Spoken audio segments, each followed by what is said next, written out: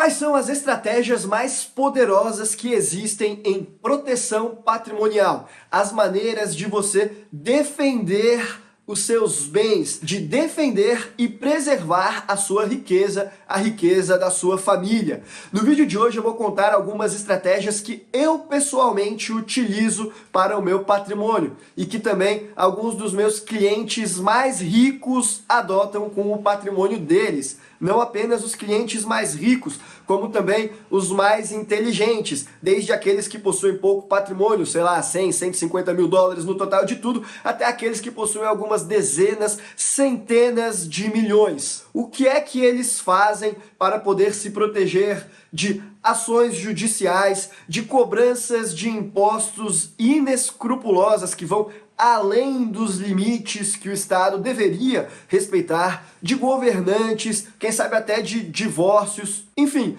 de todo e qualquer elemento, pessoa que queira arrancar um pedaço do patrimônio deles. Qual que é o passo a passo que eles fazem e que você pode fazer também para proteger os seus bens? Eu vou contar isso no vídeo de hoje, mas antes eu preciso fazer um disclaimer. É óbvio que eu não quero aqui incentivar ou ensinar qualquer pessoa a cometer atos ilegais, a esconder dinheiro. Sempre existe um limite e um limiar entre o que é permitido fazer em estratégias de proteção e o que não é. Isso aqui não é incentivar você a esconder dinheiro, é tentar ajudar você a entender um pouco mais sobre o que você pode e o que não pode fazer. E isso também não dispensa uma assessoria particular. Sempre esteja acompanhado do seu advogado de sua confiança. A ideia aqui é apenas compartilhar algumas das estratégias que os meus clientes utilizam para proteger a fortuna deles de maneira 100% dentro da lei. Então, começando pela primeira estratégia, que é tenha contas bancárias em múltiplos países, em múltiplas jurisdições. Se você deixa todo o seu dinheiro dentro de um país, a probabilidade de alguém conseguir congelar todo esse dinheiro, confiscar de forma inescrupulosa, é muito maior do que se o seu dinheiro tivesse espalhado em diferentes países. Aliás, confisco de conta poupança é algo que já até aconteceu na história do Brasil. Mas aquele brasileiro que não tinha todo o dinheiro dentro de contas bancárias brasileiras, quando houve esse problema, ele não foi afetado. Ou seja, é um caso concreto que prova como ter contas bancárias em diferentes países é uma maneira de você proteger o seu dinheiro. Por outro lado, ter a conta em um único país é muito arriscado, ainda mais se esse país for o Brasil, um país considerado de alto grau de insegurança jurídica. Agora, também não adiantaria nada na ideia de você proteger o seu patrimônio se você possui uma quantia muito significativa que você, ao internacionalizar, deixe ele todo num país que seja de ponta, país top, como os Estados Unidos, por exemplo. Um excelente porto seguro para você guardar o seu dinheiro. Mas, se você deixar todo o seu dinheiro lá, você ainda não está cumprindo com esse requisito de diversificar entre contas bancárias de diferentes jurisdições. Eventualmente, se você sofrer um processo lá, por exemplo, pode acabar com mais facilidade tendo esse patrimônio atingido. Ou mesmo um processo no Brasil. É claro, eu não estou falando para você que você não tem que pagar se você for condenado nesse processo. Mas, eventualmente, uma liminar no Brasil, eles fazem o congelamento da sua conta e depois eles perguntam se você tem razão ou não, e aí você tem que se defender. Em alguns casos, eles congelam a sua conta antes mesmo de você ter sido citado no processo. Aí, se o seu dinheiro está em um outro país, a probabilidade disso daí acontecer é menor. Mas se está em um único país, no longo prazo, pode ser que mesmo o processo do Brasil acabe chegando lá. É bem verdade que a maior parte dos casos não chega porque a energia para se conseguir implementar os atos processuais para conseguir atingir um patrimônio que está em outro país é tamanha que a maior parte dos credores vão preferir desistir disso daí e focar no patrimônio que está no Brasil mesmo, está mais fácil.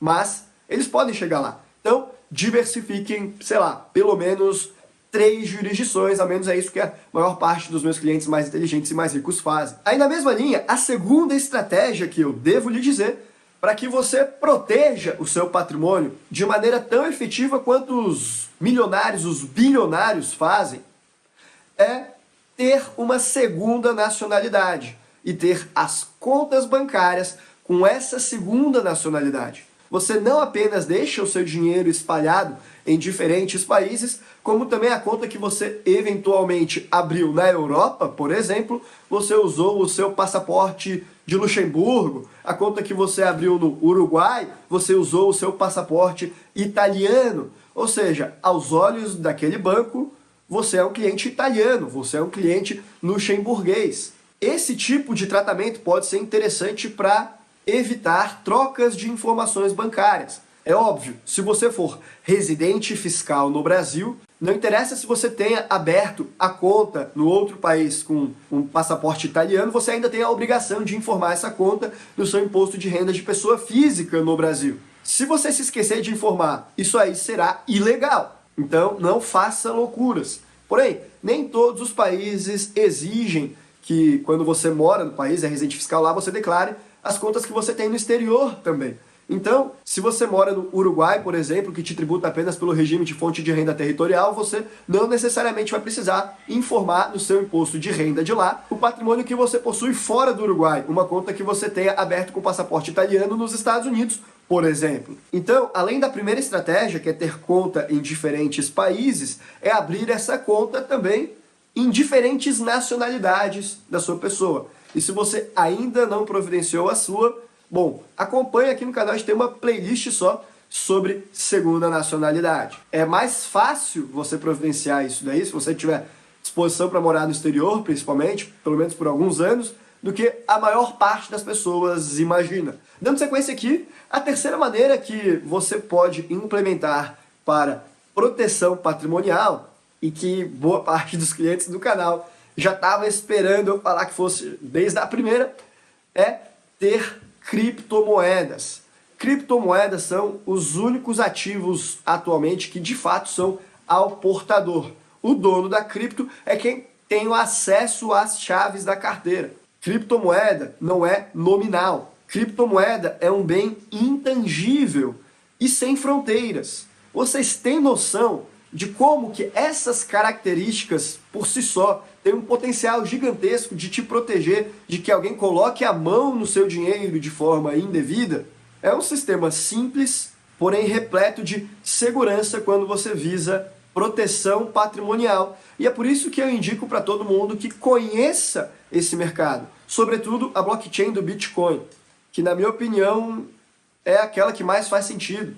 Proof of Stake talvez não seja tão interessante assim, mas Proof of Work, como o caso do Bitcoin, é o futuro da preservação patrimonial. O grande, entre aspas, problema de você trabalhar com Bitcoin para fins de proteção patrimonial é a volatilidade dele. Por um lado, é difícil que alguém coloque as garras no seu dinheiro se ele está em criptomoedas, ou os tentáculos. Agora, por outro lado, ainda há muita volatilidade nesse mercado que é iniciante. O Bitcoin não tem nem 20 anos de existência.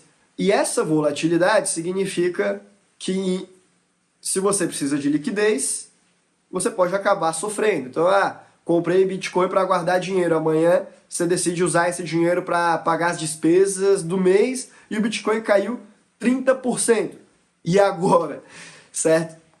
No longo prazo pode fazer sentido, mas essa volatilidade é algo que você precisa sim se programar. É claro, isso não é assessoria de investimentos, nós não fazemos isso por aqui. Aí a quarta dica para proteção patrimonial é a estratégia de não ter nada no seu CPF, sobretudo imóveis. Compre imóveis no nome de empresas. Eu já falei mais sobre isso naquele vídeo. Não tenha nada no seu CPF, que eu vou deixar aqui no izinho para quem ainda não conferiu. Mas, de forma resumida, o que essa estratégia diz é que, ao invés de você ter um imóvel na sua pessoa física, você pode ter um imóvel dentro de uma empresa. E essa empresa, eventualmente, ser de uma outra empresa, que é de um trust lá na ponta. Por exemplo, esse tipo de camada cria paredes que separam eventual processo que você sofra na pessoa física do patrimônio dessa empresa. Fica mais difícil de ele ser atingido. Se alguém faz o Infojude e quebra lá a privacidade do seu imposto de renda, eventualmente ele vai ver que você declarou uma empresa nos Emirados Árabes Unidos, que por sua vez é dona de uma empresa do Uruguai, que por sua vez é dona de uma empresa brasileira, que por sua vez é dona do imóvel. Veja o caminho gigantesco que essa pessoa teria de fazer para conseguir vincular que esse imóvel é seu. E mesmo que vincule, existe o princípio da separação patrimonial. O que é seu pessoa física é seu pessoa física. O que é seu pela empresa, na verdade, é da empresa. Então ficaria muito mais difícil de esse patrimônio ser atingido por um processo judicial inescrupuloso. Como eu falei, muitas vezes eles já saem fazendo congelamento de conta e você nem foi citado no processo. E digo mais, se o imóvel não está no Brasil, você consegue com essas estratégias uma proteção muito maior. Se o imóvel não está no Brasil e você também mora em um país que preserva mais a sua privacidade, não te obriga a declarar tudo no imposto de renda, aí você consegue inclusive muitas vezes ter até um anonimato de quem é o dono desse patrimônio no exterior. Só não conseguiria no Brasil porque você monta lá toda a estrutura anônima, mas ainda persiste a obrigação, é claro, de declarar no seu imposto de renda. E por fim, a quinta dica que eu lhes dou é: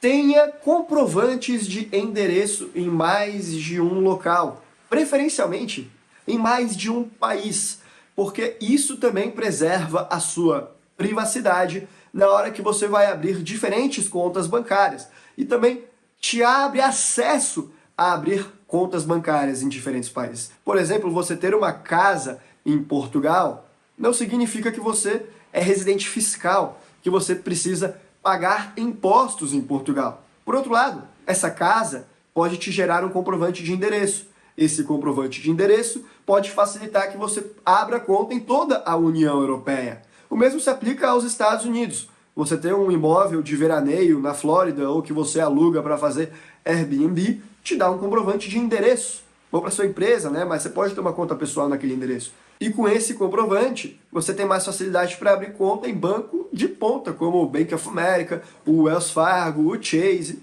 Bancos que muitas vezes é bem mais difícil de você fazer a abertura se você não tiver nenhum comprovante de endereço por lá. E como que isso aí auxilia em proteção patrimonial? Bom, porque te auxilia a fazer a abertura de contas, porque te auxilia a ter mais privacidade, porque favorece que você monte empresas em outros países. Então, isso pode parecer de menor importância, mas sempre, se você tem a possibilidade de, tem um parente meu que vai alugar uma casa lá fora e está com dificuldade para pagar a conta de luz, faça esse favor para ele. Você vai conseguir um comprovante de endereço, porque você paga a conta de luz lá. Isso é ilegal? Bom, na maior parte dos países isso não é ilegal. Afinal, você se elegeu para pagar aquela conta, portanto a conta veio nominal para você. Isso não significa que você mora naquele endereço ou que você é residente fiscal naquele país. Significa apenas que você tem um comprovante de endereço daquele local, daquele sítio. E às vezes isso aí já é o que basta, segundo o compliance de diversos bancos, para fazer a abertura de contas bancárias para você. Eles não querem saber se você paga impostos nos Estados Unidos, muitas vezes. O que eles querem saber é se eles tiverem como te procurar nos Estados Unidos, qual é o endereço no qual eles vão te encontrar e uma prova de que aquele endereço realmente eles te encontram. Então, essas são as 5 principais maneiras para que você possa começar a proteger o seu patrimônio, assim como a maior parte dos milionários e bilionários fazem também. Veja que a maior parte das maneiras que eu falei aqui, você não precisa ter tanto dinheiro assim. Pelo menos não para dar o primeiro passo, para abrir a primeira conta fora, para ir atrás de conseguir um outro endereço, para ir atrás de conseguir talvez um outro documento. No começo pode ser só uma identidade do Uruguai, mas daqui a pouco você consegue um passaporte também. O importante é não ficar parado, o importante é proteger o seu patrimônio, porque se você não protegê-lo, quem é que vai? Se depender dos outros, ainda mais num cenário de avanço estatal sobre as nossas liberdades, aí você pode acabar ficando numa situação complicada. Se você é novo no canal, por aqui nós falamos sobre estratégias de internacionalização. Eu me chamo Guilherme Bauer e você está na Capital Global. Não deixa de se inscrever e também de seguir nas nossas redes sociais, no Instagram mais especificamente, que o link, ou melhor, que o arroba, vai estar aqui na tela. Por hoje a gente fica por aqui. Um abraço e até a próxima.